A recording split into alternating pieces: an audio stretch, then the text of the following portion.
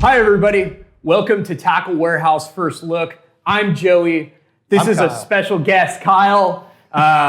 And the reason we have Kyle is we're here today to talk about a special new bait, a new color and a bait that we have been working on, myself, Kyle, and our special guest. Isn't that right, Kyle? Yeah, we've been working pretty closely with Butch on this. I mean, the guy is a swim bait master. He's been through multiple projects as far as with the 250 slide swimmers, other slide swimmers, and this was a color that we really felt would kind of change some of the options that we currently have at Tackle Warehouse. Absolutely. So Butch is the Butch Brown of swim bait infamy. This guy, if you've never seen his YouTube videos, check them out. He's got numerous fish in the teens, high teens. I've seen fish close to 20 pounds on camera. He's let us in on a 65 plus pound limit being weighed. I mean, it's mind-boggling that we're even talking about largemouth bass. So without further ado, we got to throw it to Butch Brown. Butch, thanks so much for joining us on Tackle Warehouse First Look today. Pleasure to be here. Absolutely. And Butch even gave us a sneak peek. He texted us a video from the water this morning. First thing this morning. Of him catching a big fish. Butch, how big was that fish? The fish was probably between 6 and 7.5 pounds. It was a nicer one than I caught this morning, I gotta say. So we're here today to talk. Everybody knows that Butch has put a ton of big fish in the boat on a Deps Slide Swimmer. And that's what we're here to talk about today. We've got a new Tackle Warehouse mirror trout coming. It's an exclusive color in all sizes of the slide swimmer, right? Yeah, all sizes. So 250, 175, 145, 115, covering the full lineup. I think we're starting out here with the 250 and 145. It's supposed to be available in November. We're excited about it. I mean, as we said earlier, a lot of great options in the slide swimmers, but we feel special about this one, and we're very happy to work with Butch on it. Looking at the mirror trout, it's very chrome. It's not wanted something bright. Called it the chromer at first. Compared to some of the other options in the Deps lineup, as far as the slide swimmers, there's kind of the translucent colors. There's more of the solid body white and bone colors, but really we wanted to do something that was shiny, chromer. Butch, any thoughts on how this bait is going to fit into your lineup versus some of the other amazing trout colors that you've designed over the years?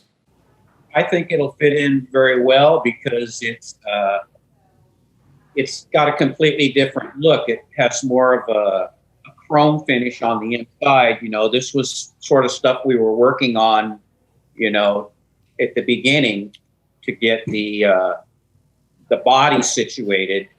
And then it also, up in your neck of the woods, also can look a little bit like a small steelhead or something because it has that flash in it. And the way that we finally got this together was to have a clear finish put on it, so that way you can see that chrome inside.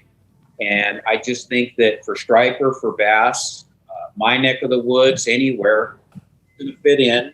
And we'll be getting our prototype baits soon, and maybe we can get some good footage before you even get your delivery down there. Well, we're really excited about seeing you put them to work. I'm excited about putting them to work, Kyle. Most definitely. And definitely trying to make them available for everybody. I know this has traditionally been a really hard to get bait. Butch, you worked actually with Deps Japan in developing this color for us. Is there any more you can say about about the process of actually going back and forth with samples there and how a color goes from a concept to actually a production model? You sort of have to listen to what like you guys want down there, and then being as I'm fishing a lot and I know what I like. It was easy to listen and about getting that flash in there. At the beginning, we tried to get the skin painted with chrome, but it just doesn't adhere very well and it doesn't last. So we get the inside, and I think that's what makes the 250 a pretty unique bait, because it has that depth, the rubber skin and then the chroming underneath. But I relay it to Matt Pano, who speaks Japanese, and sometimes they come back with something a little bit different. But you can get matte finishes, you can get pearl finishes. You can say you want something a little lighter as far as the hue of the pearl, or get a clear coat. And I just go through that process, get a couple samples, sometimes hit it on the head, and sometimes, you got to go back and forth a couple of times. But, I've been to hatcheries, and if you look at a hatchery, the trout are all different colors. Brown ones, there's green ones, there's dark ones, there's, you sort of can't go wrong when it comes to colors, because there's so many variations of it. So, I think this is a combination of like a flash trout, a psycho trout, and then has that chrome effect on the inside, which I think is going to work really, really good. And Tackle Warehouse is going to be the only ones to have it. Well, we're super excited about that, and we're so grateful to have the input from someone who's arguably caught more fish on a slide swimmer than anyone else alive. You're at what, 1,500 double digits? That's what I've heard, Joey. But is that true, Butch? I'd imagine maybe more at this point. Getting close to 16, because I've got. You're working on it. Wow. Butch, that is just incredible. I'm still working on number 4. So I've got one. We've got a lot of catch up to do. Maybe this bait will help us catch up to the Butch Brown double digit number there. But what's almost even more impressive, catching a 10-pounder or something, catching a 15 plus must just be mind boggling. What goes through your head? I just watched the video of you hooking and landing that 19-pounder, and I think when it came up and jumped, you said, "Oh God." What goes through your mind when you're solo trying to get those fish in the net?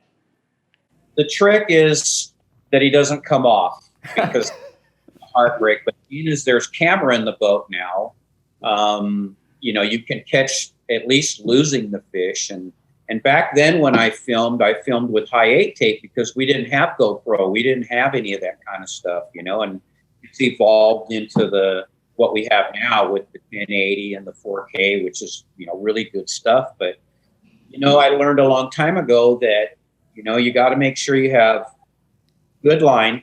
You don't play games with that, because that's the connection between you and the fish. So you got to be confident about it. You got to be sure you're confident with your knot, which I use a Palomar knot. And I even use it when I go fishing for tuna, for 300-pound tuna, when I go on my 18-day tuna trips, and they just don't get it, but I don't lose fish there either. And you got to put a little chapstick to get it to cinch down when you're using 200-pound line, but that's what I fish. And net placement is something that's important, and lightness of a net that's fast if you're a solo angler, because a lot of the nets now they have that rubber coating, and they're really nice. They're really expensive. For 2 people, I get it, but for a single guy, you've got one shot at that fish when he comes to the boat, because every time he digs down and every time he jumps, that's a check mark. He might get off on the next one. So over the years, I've learned that from trial and error and mistakes, that the net goes on one side, and that's the side that I will grab, because my strong arm would be for me is going to be my right hand, and nothing goes over there. You never put a wrapper, a Coke can, a rod, nothing goes over there. It's all by itself. It's all untangled. And then that way, when you finally get that bite, all you got to do is just sort of squat down and reach, grab that net there, and as long as you have that fish coming towards you and you don't let him dog you or go down if you can help it. Well, he's not going to jump until he gets right at your feet, and you got that shot to get him. And after that, it's going to let you know. And probably, you might lose him. I've lost my share, but it's just being disciplined over the years, and like, because I like to film everything, the cast and catch kind of stuff.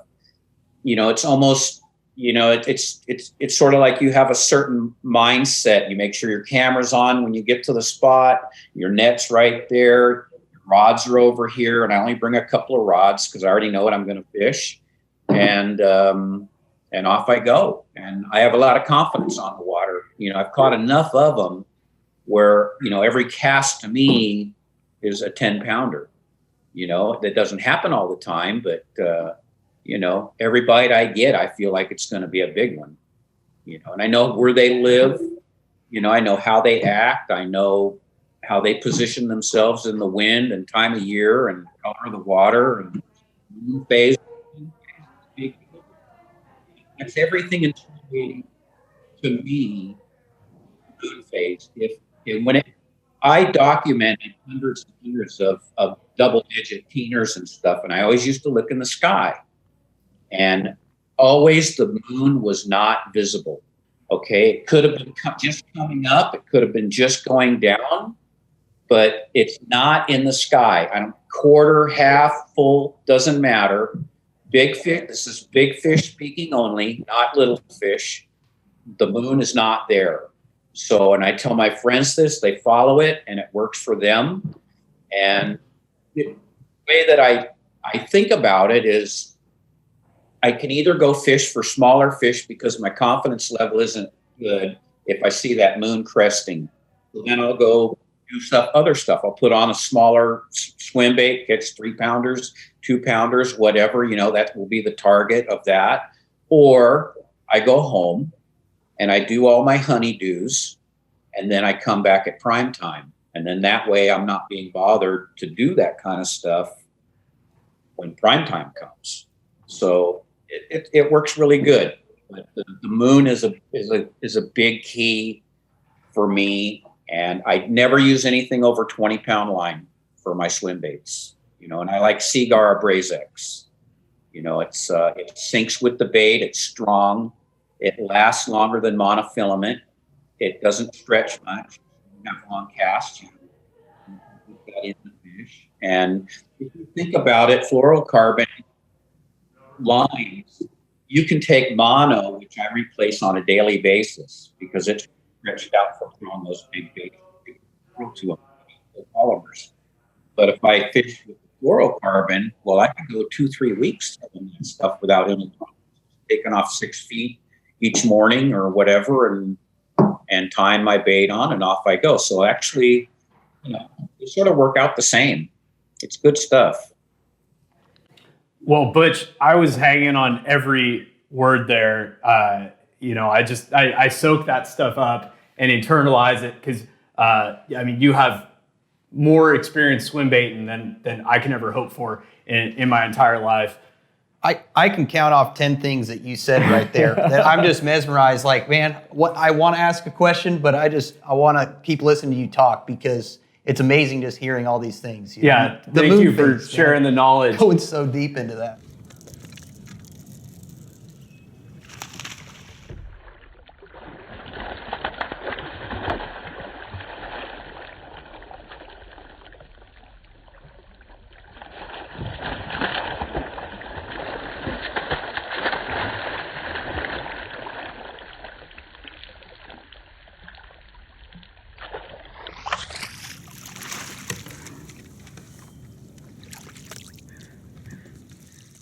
Morning, Kyle.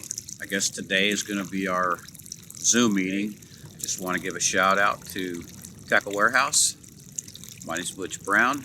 Zoom call coming. See you, doctor. Hey, so Butch, you sent over this video first thing this morning. You were probably on the water at daybreak. 7 o'clock this morning, we get this message. Tackle Warehouse, I'm already getting them. And then you mentioned doctor at the end of this video. I've heard this, we've heard this in multiple other videos. Can you bring us through that? I mean, I'd imagine, well, no, you are the swim bait doctor, but we want to hear about this, man. It all came about, long range fishing, because I used to be like the guy that was up first and then the last guy to eat dinner. And, we used to run around the boat and, you call each other sort of names. And we had one guy that used to stay Gowdy for Kurt Gowdy. I don't know if you can remember him. And then they started calling me doctor, and then it just came out. I've even had people ask me if I was a doctor, from watching the videos before. That has happened. And I tell them, no, it's just something that it just naturally comes out. I can't control it. And so it works for me. And like I told you, I get things from people all the time, and I get plaques made with doctor on it given to me, and drawings from kids and things like that. And it's pretty neat to get that kind of stuff from the younger kids that are following swim baits, and so it's a pretty good feeling. It's nice. It's nice to be a drywall contractor that's going in that just stepped into fishing only because I love to catch fish, and I put a camera in the boat. I didn't try to be anything special, but it just ended up that way. Maybe that's how things happen. But I'm going to put in the pot what I got out of it, and do my best. So I don't know what else to say about that.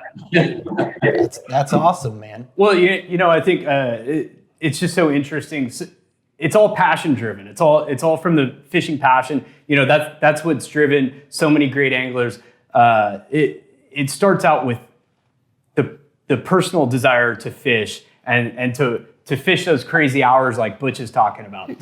Fishing 24/7. It's not about the recognition. It's not about the glory.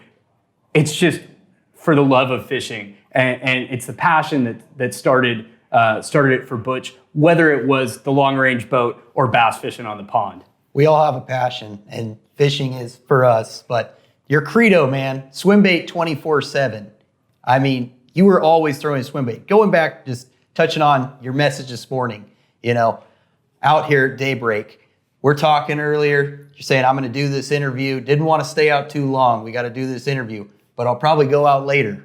I mean, dedication, man. We always, besides the gear, besides the baits, we're always wondering, how can we get better? What makes us better fishermen? You're out there doing it always, man. Like, you read the water probably better than anyone. I mean, you touch on that? Is that the number one thing, Butch? Is it time on the water? Time on the water is everything. And then also years past is everything, because you have different scenarios that come up throughout your lifetime. And then as the years click by, you say, oh, well, we're in a drought this year, fall, the weeds are dying, the coot are showing up in mass numbers. Where are the fish going to be? Well, they're going to be on the edge of the weeds, because the coot are usually diving down and they're pushing out all the bait fish and stuff, and those bass are waiting on the edges. And that's like my pattern in the fall, and then, you have to go with the trout stocks, or I have, a certain way of fishing in wind direction, when I see the wind, and a lot of guys like to fish against the wind, and I like to fish with the wind, which it works for me. And, I prefer clear days, nice, sunny, warm days to fish. And to be honest with you, probably 80% of those fish that I've caught in my lifetime that are double digit are caught between 9 o'clock and 2 o'clock in the afternoon. And I think it could be because boat traffic leaves. I don't know. There's the exception to the rule. You get your morning fish, you get your evening fish. But I get bit in those afternoon hours, and I like it on video because that way there's no shenanigans. That's the way I am. If I'm going to put it out there, I usually have it on a video with the cast and everything. And it actually sort of became, when I first started, I got my first like 15 pounder within 20 minutes of having a camera on the boat. And I didn't even know how I didn't even know that the viewfinder flipped over so you could see yourself. I was in the back of the boat looking through the lens thinking, yeah, I got it. And then it just got to be a sort of an addiction. And I said to myself, it'd be nice to have a DVD. This is back in the day. And I never felt that I had enough footage. Well, now I have 2 lockers behind me, almost 3 of them that are just full of tapes of 10 pounders. There's probably 500-600 tapes there of catching fish. And, it just sort of keeps going. And then I, put something out there fresh here and there, but maybe someday I will get a DVD going or, the new technology. It seems like there's a lot of younger guys talking about this YouTube channel stuff. But to me, my life is so easy fishing because that's all I have to do. I can make baits with Deps, thinking about it on the water, and I don't. All I have is my name on there, and it works, and I don't have to spend a whole lot of time on the internet, which I learn all the time because I'm not in that age group that grew up with computers. My son had to teach me, what an email was and all those things. But one thing I did learn is somebody told me he does videos on TV, and he said, get a Mac because it has iMovie and it has all that.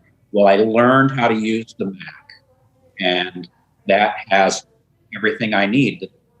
My wife's computer, the PC, I don't even know how to work the thing. It's not the same as the Mac. The iMovie is so easy to edit for a dummy like me that I was able to do that thing this morning and keep on Instagram or whatever. You have to keep things under a minute, so you can cut and do and all those kind of things. Professional, no, I'm not, but I get by pretty good. Butch, one of the things I love about your video clips that you make public is that, it's not just hook set fish catch. That's not the part I care about. I care about what you're doing before you get bit. And you're really giving us the sauce, or at least a portion of the sauce, by letting us see the retrieve before you hook that 15 pounder, before you hook that 12 pounder. And so many video clips, like I said, are just the hook set and fish landing. And, oh, here's a big one. Well, we don't know how you got there. So I've always really appreciated that cast to catch footage. Oh, most definitely. I mean, as you mentioned, everything on film. I agree with Joey 100% on that. I mean, I think last week, a couple of us in the office came across a video. You weren't throwing a swim bait in this occasion. It was a buzz bait, and it looked like a big one. But we're watching you. You're casting open water with a buzz bait. You're turning your head, and we're all kind of going play by play like, this guy is already looking where he's going to cast again. And what? A 10-plus pounder smokes this thing mid-water. I mean, there's no secrets here. It's right behind you. It's like, this guy doesn't care. He's just good, and he catches them.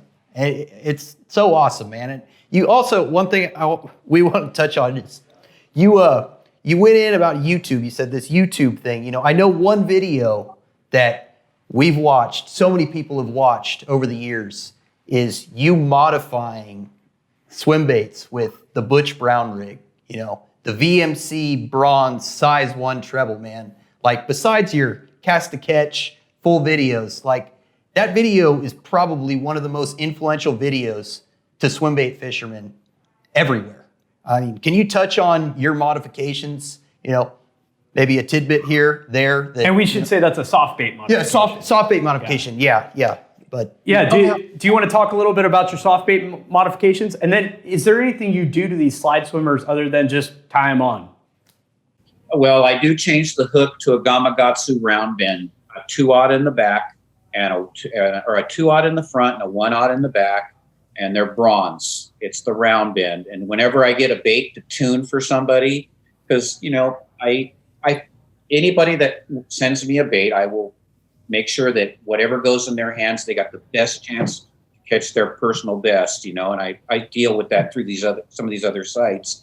But they all come back to them. They're sent back with a bronze 2-aught in the chest and a 1-aught in the back. That's my style. The hook will bend once in a while, but you're going to end up with bigger and more fish at the end of the year than you will if you have, heavy hooks and big hooks and dark hooks. The bronze blends in the water very nicely. And when the bait glides, the hooks are so light that they tuck up underneath it. So they look very natural. They don't hang down like a cartoon picture, wobbling around. And these fish are conditioned. They've seen all this kind of stuff. So it makes a difference. And as far as how the Huddleston rigging came to play, it actually came into play with a tournament talent, because the tournament talent came with a single hook on the back. And I pulled up on a spot, and I have a video of losing 10 fish in a row, all double digits, right laid out next to the boat, hook in the upper part of their mouth.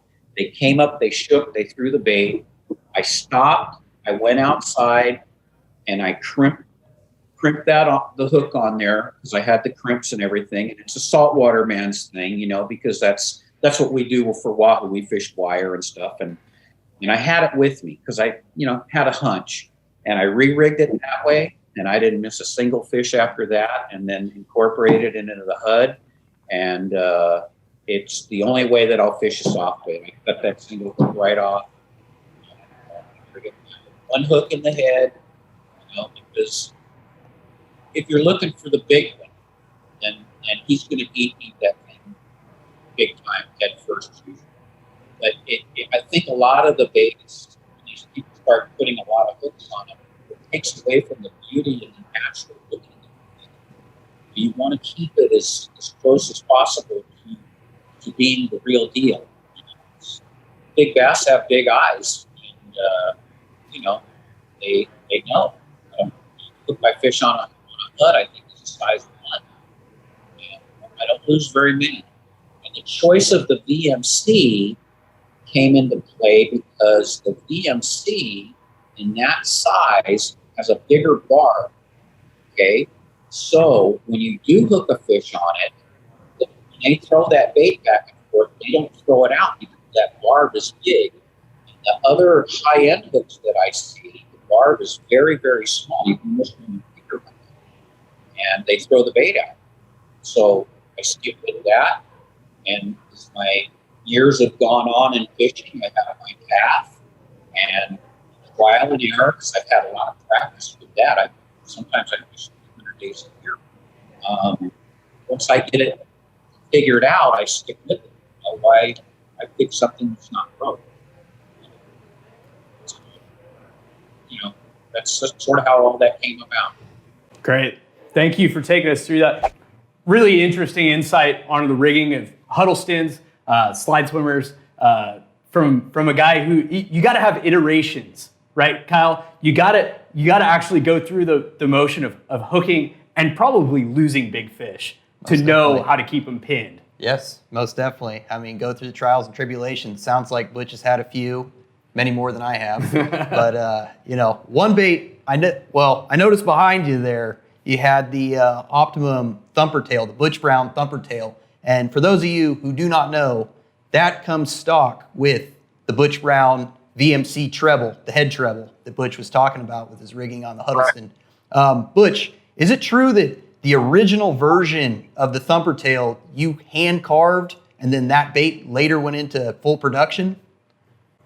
Actually, the one we have now, I did, but the first one was given to me before Optimum was sold to, or before Osprey was sold. What is it?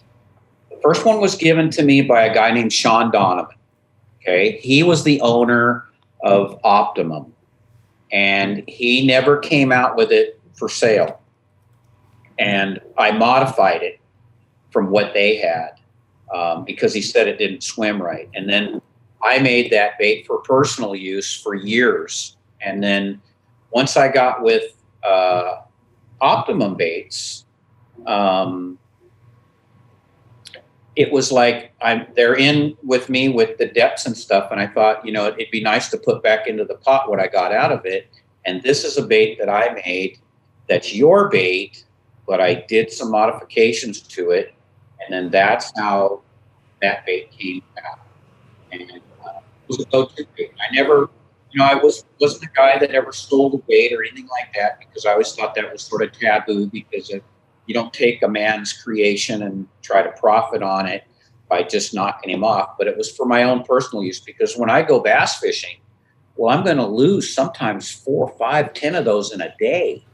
And that adds up to a lot of money, so I had to make my own. And then as time went on, I got pretty good at it. Like the bait I was throwing today is a bait that's not out there. It's a personal bait. And someday it might be, their Deps is talking about it and stuff, but it really gets bit pretty good. Okay. We'll have to debut it at Tackle Warehouse. Well, you probably love that. Yeah. Hey, we're ready when you and Deps are ready. Yeah. So you mentioned Deps, working with Deps on other baits too, but can you kind of bring us through how things started with Deps? When we look at the slide swimmer in the United States, we look at Butch Brown, can you lead us through how that relationship started, your association with them? How it started was there was a young Japanese kid that was fishing my lake in a float tube, and him and me got to be good friends, and they're very generous people. So he'd give me a gift once in a while. I'd give him a gift. And then, one day I took him out to catch some spinnerbait fish in the fall. And he gave me a gift, and it was a 175. And I looked at that and I said, man, that's ugly. I said, do they make a bigger one? And he goes, next year. They make a big one, 10-inch. I go, really? And I go, what color? They got a carp color? He goes, yeah, carp. Biwa, this. I go, well, how do you get one? He says, member only. And he's a member. He goes, well, how many you want? I go, I want 12 of them. And he's like, what? And I go, yeah, I want 12 of them. And so 6 months later, he came to me with a brown bag and he handed me the slide swimmer. And I'm looking at it going, man, I go, because, the 175 had a tight swim, but I figured, what the heck? And I took it out there and I started fishing it with the stock hooks and the other hooks, triple grips, this, that. And the fish were reacting like you've never seen, like you didn't need a sonar couldn't show you what's coming to the boat looking at your bait. And I kept my mouth shut and I filmed it, the whole thing, for 2 years before it even got on before Matt Pano started selling them through Optimum. Okay, because I would go and I made sure that anything came on eBay, I snapped it up. Didn't matter what the price was, I kept them off the market. When anybody talked about it on a forum, I made sure I kept track of that forum and it never went anywhere. So here I had the goose that laid the golden egg. I had my wintertime baits, my fall time baits, but I had the void between, like, say, June in the heat to the end of, say, September, that hot time of the year. Well, that's where the 250 came into play, because I was getting my, double digit. I ended up fishing half that year with a 250 and half that year with the HUD, and ended up that year with 107 over 10 pounds. But it was ridiculous. It was like I could take that bait to any lake I wanted to and catch fish at will. And nobody knew what I was throwing. I gave it to my worker who fished Pyru. He won 9 tournaments in a row using that bait. He went to Diamond Valley at the night opener and got one just before evening. They won the tournament there. And he kept his mouth shut. Then what happened is things started to trickle out what I was fishing, and more people were starting to figure it out. And I figured, you know what? I could have maybe done something at one time with Huddleston And, you know, because I filmed a lot of fish, but I have a lot of footage of this 250. And I met a man and he said, I'll represent you. And I said, because I don't know what branding is. I don't know what this is. I don't know what that is. And we got hooked up with Matt. And before that, I met Matt at the ICAST Show in Nevada. And when I met him, I said, I have some video. Is the Deps people here? I want to show them some video. And he goes, no, I'm the Deps representative. And I said, you're just a kid, man. He goes, well, give me your tapes and I'll look at them. I go, I ain't going to give you my tapes. That ain't going to happen. Well, turns out he's the man. So anyways, we negotiated on what was going on. And they asked me at the meeting, we had a meeting, and he said, what do you want for this bait? What do you want to do? And I said, I didn't want money. Money wasn't the issue. I said, well, I'd like to get a videotape made, you know? And they said, oh, okay. Well, let's see what the footage is. Then the other guy that represented me stepped in and he says, no, Butch wants a royalty for this and this and this. So anyways, they get back with Deps. They said, send us a tape. They sent him back. They watched the tapes and they said, sign him up right now. And then there's my contract that I have right behind me. And it just, from there, it just evolved. And like the very first shipment of baits that came in, I got every one of them. And they're in my locker over here.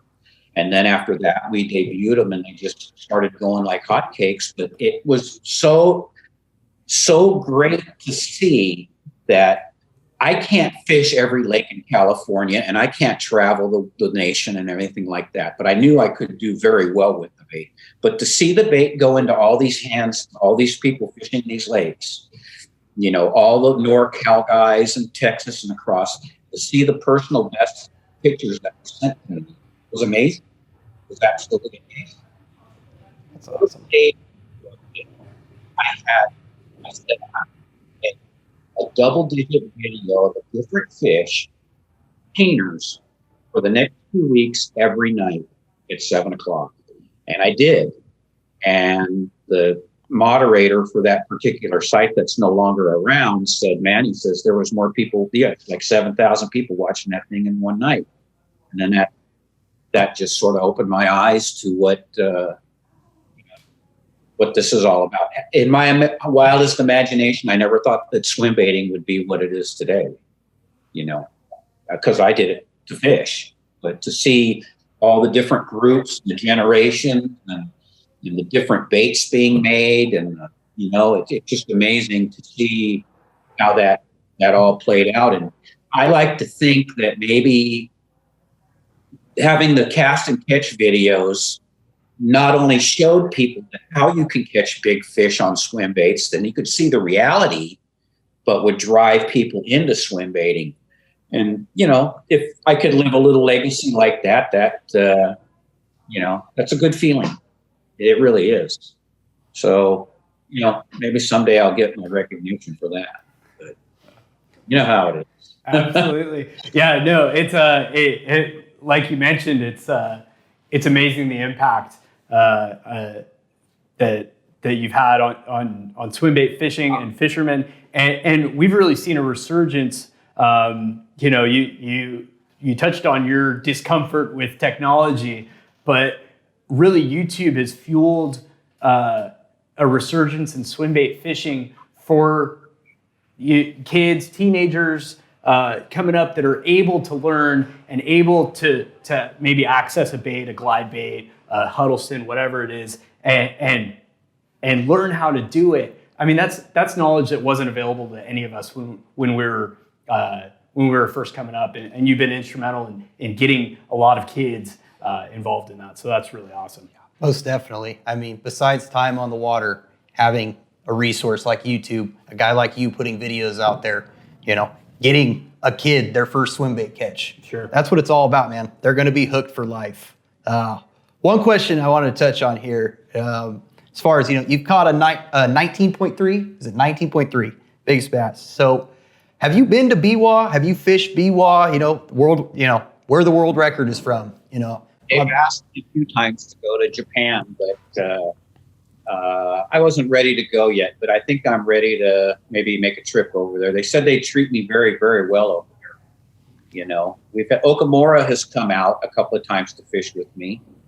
You know, but I'd like to go back. I haven't been there yet, and you know, we were going through a little bit of a recession there for a while and some other stuff. So, you know, I got to make sure that my family and everything was taken care of, you know, and just didn't feel that it was the time to take off. And because it's a long trip, you know, I see those guys when they get off the plane, they got to sleep. You know? Oh, for sure. I don't know how they do it. I will go back there and, you know, maybe we can get some video back there, you know. Cool. Very gracious people, I'll tell you that. That'd be awesome to see a little Butch Brown take on Lake Biwa. I agree. Yeah, absolutely. We'll look forward. We'll look forward to that. Maybe that could be a Tackle Warehouse production. Yeah, that'd be great. Call up Corey. Will, you got anything else for Butch? That's it, man. Butch, thank you so much for joining us today. Thank you for the collaboration on this new color. We're really excited to bring it for sale this fall. I think we're shooting for a November release. We're looking at November. On the new Tackle Warehouse Mirror Trout. It's a Butch Brown approved color from Deps. It's going to be available in all of the Slide Swimmer sizes. So we'll look forward to possibly more collaborations with Butch in the future. Butch, we're probably, I don't know what the moon's looking like, but it might be time for you to get back out on the water, huh? I got a little shot at it. I think it's going to come up right around the evening time, but if I go back, it's going to be awful hot, so I might have to do the buzzbait thing again. But thank you guys very much for having me on there, and I'm proud to be involved in that mirror trout, and perfect timing on the release, because that's when that bait's going to really shine. Well, we're really excited about it. We'll look for a video from you tonight with a great big one. And thanks so much again for joining us. This has been Tackle Warehouse First Look. I'm Joey. I'm Kyle. And that was Butch Brown talking about the new Deps Tackle Warehouse Mirrored Trout. Thanks so much. Thanks, Butch.